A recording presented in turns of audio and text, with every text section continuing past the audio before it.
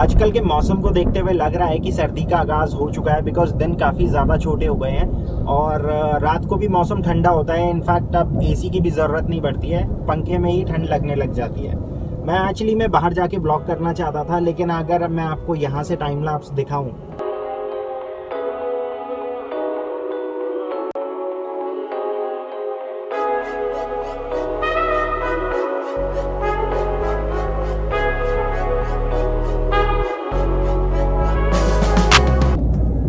What's up guys, welcome back to another episode. This is Pavan and you're watching the second episode of season 2.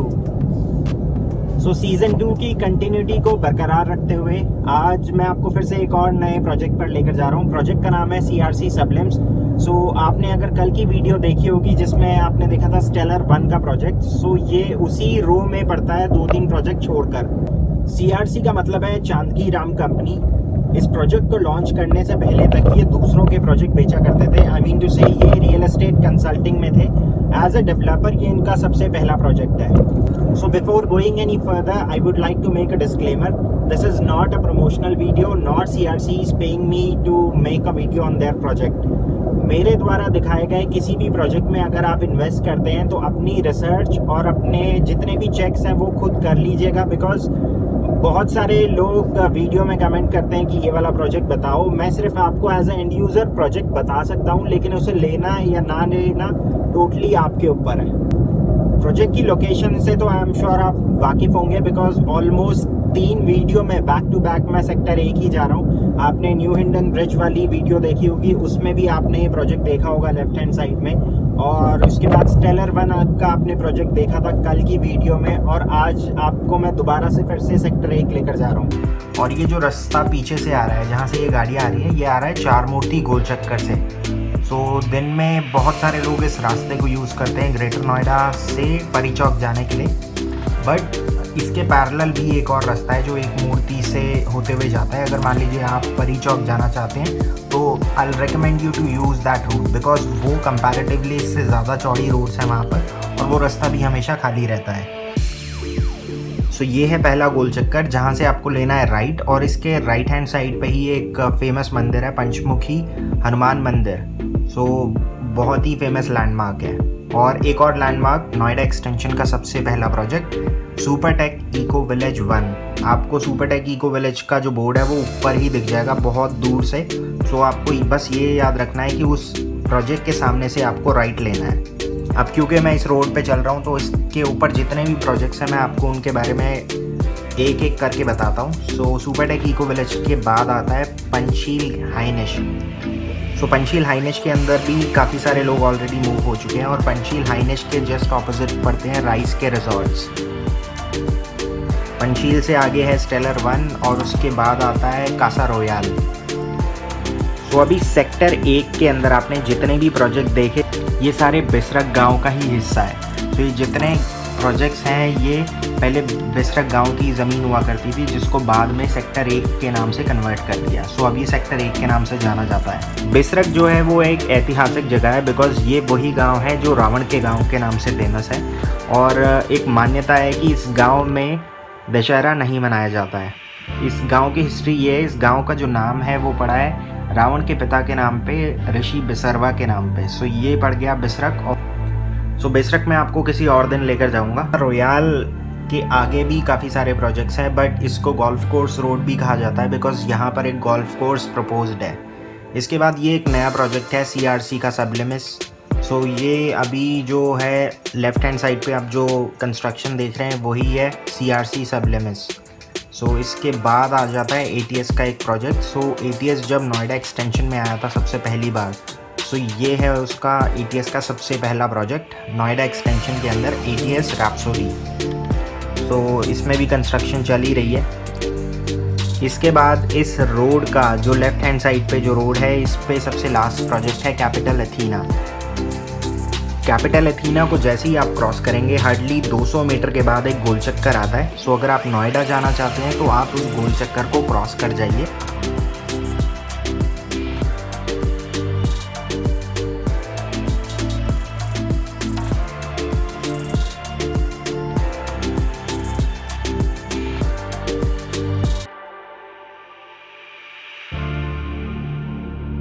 अब यहाँ पर बात कर लेते हैं थोड़ी सी स्पेसिफिकेशन की। 5 एकड़ का प्रोजेक्ट है जिसमें 6 टावर्स आ रहे हैं और सामने की तरफ आप देख रहे हैं कि 2 टावर का जो काम है काफ़ी प्रोमिनेंट है, काफ़ी विजिबल है। ये जितना भी काम यहाँ पर हो रहा है ये माइवन शटरिंग यूज कर रहे हैं। लेमैन्स टर्म में अगर मैं आपको माइवन शटरिंग समझाना चाहूँ तो ये एक्चुअली ब्लॉक बेस्ड कंस्ट्रक्शन होती है। इसमें जितना भी काम होता है वो सारा कंक्रीट बेस्ड होता है, किसी भी टाइप का इसमें ब्रिक का यूज नहीं होता है। वीडियो के अंदर आज आप देखेंगे 2 सैंपल फ्लैट। पहला फ्लैट है 2 BHK विद स्टडी और दूसरा फ्लैट होगा 3 BHK का। चलिए चलते हैं पहले फ्लैट की तरफ। ये है 1170 स्क्वायर फीट का 2 BHK विद स्टडी का ऑप्शन। जैसे ही आप फ्लैट के अंदर एंटर करते हैं आपको सामने की तरफ एक बालकनी दिख जाती है और ये वाला जो एरिया है that's living and dining area combined. इस डाइनिंग एरिया के लेफ्ट हैंड साइड में ही है kitchen. The best part is इस फ्लैट के अंदर सभी रूम्स के साथ बालकनी है, इनफैक्ट किचन के साथ भी बालकनी है। इस वीडियो के अंदर आप जितना भी मूवेबल आइटम देख रहे हैं ये एक्चुअल फ्लैट का पार्ट नहीं होगा, ये सिर्फ डेमो पर्पस के लिए यहाँ पर रखा गया है। प्लस जो एक्चुअल फ्लैट आपको डिलीवर होगा that's going to be a raw flat. Kitchen के अंदर आपको सिर्फ एक स्लैब मिलेगा और सिंक टॉप। अगर आपने अपने घर का हाल फिलहाल में पोजेशन लिया है और अगर आप अपने घर में वुडवर्क कराने की सोच रहे हैं then I suggest you to pay extra attention because इस घर के अंदर जितना भी वुडवर्क हो रखा है दैट्स अमेजिंग। और मैं इसके फीचर भी आपको बताता हूँ। जैसे सामने की तरफ आप जो मॉड्यूलर किचन देख रहे हैं इसके अंदर अगर आप चीज़ नोटिस करेंगे, पहली चीज़ बहुत ही आई कैचिंग है बिकॉज जो कलर कॉम्बिनेशन यूज़ किया गया है बहुत ही अमेजिंग है। और तो किचन के साथ एक यूटिलिटी बालकनी मिलती है जहाँ पर आप अपनी वॉशिंग मशीन रख सकते हैं। पहली बार मैंने ऐसा कोई प्रोजेक्ट देखा है जिसमें किचन के अंदर भी सीलिंग फैन के लिए जगह दी गई है। तो ये आपके ऊपर है, आप इस पॉइंट को कैसे यूटिलाइज करेंगे। आप चाहे तो यहाँ पर एक हैंगिंग लाइट लगा सकते हैं या फिर एक्चुअली में एक फैन भी लगा सकते हैं। This is the dining area. अब यहाँ से आपको पूरा लिविंग और डाइनिंग एरिया कंबाइंड दिखेगा और आपको हर जगह पे स्पेस सेविंग आइडियाज दिखेंगे। जैसे यहाँ पर इन्होंने लिविंग रूम के अंदर वॉल माउंटेड वॉल यूनिट लगा रखी है। तो ये है स्टडी एरिया। आप इसको चाहे तो एज अ किड्स रूम भी यूज़ कर सकते हैं या फिर अगर आप वर्क फ्रॉम होम करते हैं तो अपना ऑफिस भी बना सकते हैं। तो इस रूम के अंदर कोई भी बालकनी नहीं है, सामने विंडोज़ दे रखे हैं। So this is the common washroom. Common washroom के अंदर आप जितनी फिटिंग्स देख रहे हैं ये आपको एग्जैक्टली एज इट इज़ ही मिलेंगी एज पर बिल्डर।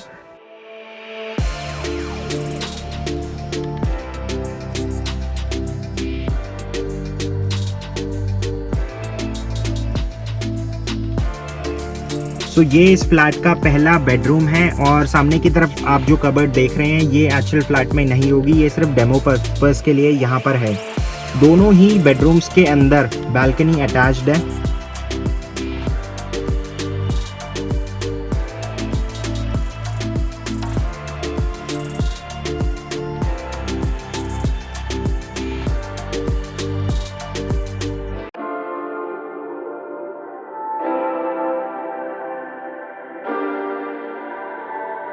अब चलते हैं यहाँ से मास्टर बेडरूम की तरफ। So this is the master bedroom. So इसमें आपको बेसिकली एक आइडिया दिया गया है कि आप इस मास्टर बेडरूम को कैसे यूटिलाइज कर सकते हैं। सो मास्टर बेडरूम के अंदर जो फ्लोरिंग है that's going to be wooden flooring और इसके साथ एक अटैच बालकनी भी है।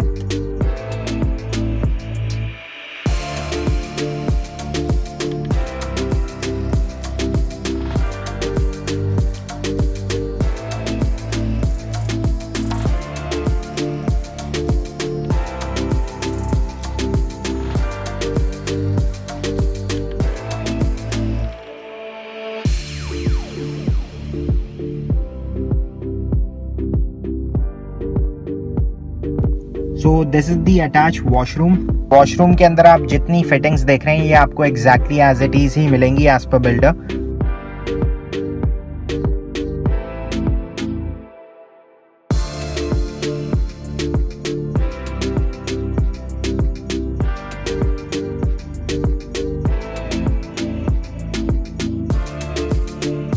सो दैट्स इट गाइस। अब यहाँ से बाहर चलते हैं टूवर्ड्स द सेकेंड फ्लैट जो है एक 3 BHK विद 3 टॉयलेट। एंटर करते ही सामने आपको लिविंग और राइट हैंड साइड पे डाइनिंग एरिया दिखेगा। लिविंग रूम के अंदर भी एक बालकनी है।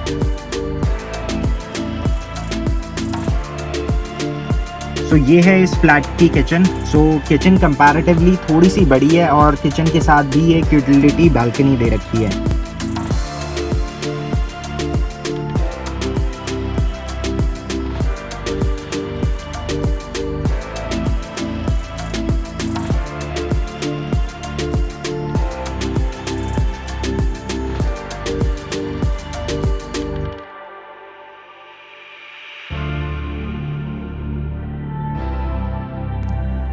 So this is the first bedroom और इसका जो साइज़ है वो है 10 बाई 13 और इस बेडरूम के साथ एक बालकनी अटैच्ड है।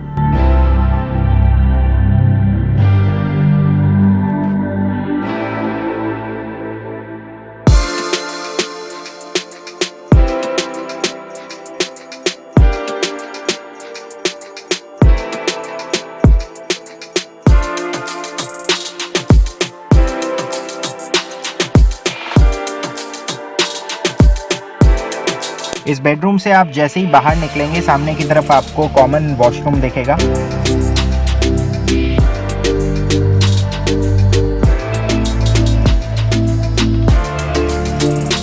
सो कॉमन वॉशरूम से जैसे ही आप बाहर निकलेंगे सामने की तरफ एक और बेडरूम है। सो ये है इस फ्लैट का सेकंड बेडरूम। इस बेडरूम की जो बालकनी है वो शेड हो रही है लास्ट वाले बेडरूम के साथ जो आपने अभी इससे पहले देखा था, बट इस बेडरूम के साथ आपको एक अटैच वॉशरूम भी मिलता है।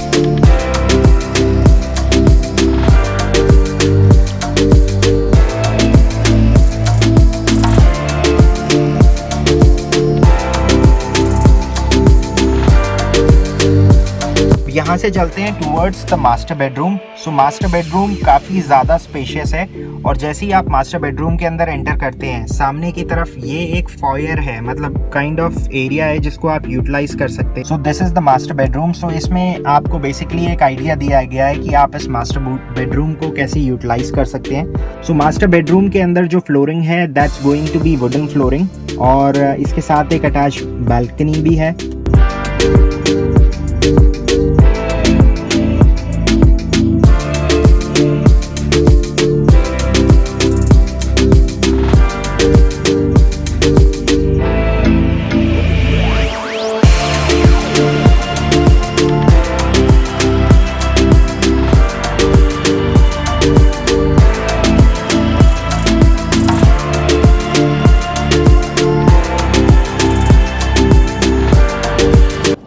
तो यहाँ पर मैं आपको फिर से एक बार याद दिलाना चाहूँगा, this is not a promotional video. अगर आप इस प्रोजेक्ट में इन्वेस्ट करना चाहते हैं तो प्लीज़ अपनी रिक्वायरमेंट और अपनी नीड्स को पहले समझिए, उसके बाद देखिए कि ये आपके बजट में फ़िट होता है या नहीं होता है। लेकिन इसके बाद भी अगर आपके पास इस प्रोजेक्ट से रिलेटेड कोई भी सवाल हैं तो मैं नीचे बिल्डर के रिप्रेजेंटेटिव का नंबर मेंशन कर दूंगा, आप डायरेक्टली इनसे कॉल करके सारी चीज़ें कंफर्म कर सकते हैं। सो गाइस इस वीडियो को यहीं पर रैप करते हैं बिकॉज मेरा ऑफिस आ गया है। अगर आपको ये वीडियो अच्छी लगी हो तो प्लीज़ लाइक और सब्सक्राइब करना ना भूलें, शर्माइएगा मत। और इसके साथ साथ I am also giving you full control of my channel. वो कैसे, वो मैं आपको अब बताता हूँ। अगर आपने नोएडा एक्सटेंशन में कोई ऐसा प्रोजेक्ट देखना है जो अभी तक मैंने कवर नहीं करा है या आपने अभी तक नहीं देखा है तो आप मुझे वो प्रोजेक्ट का नाम मेरे इंस्टाग्राम हैंडल पे बता सकते हैं। So that's my Instagram handle. आप जाकर इंस्टाग्राम पे मुझे प्लीज़ फॉलो कीजिए और जो भी मैक्सिमम रिक्वेस्ट होगी उसके ऊपर आपको वीडियो देखने को मिलेगी 1 हफ्ते के अंदर। सो अब आपसे मिलते हैं कल with a new project and a new topic. So till then take care and good bye.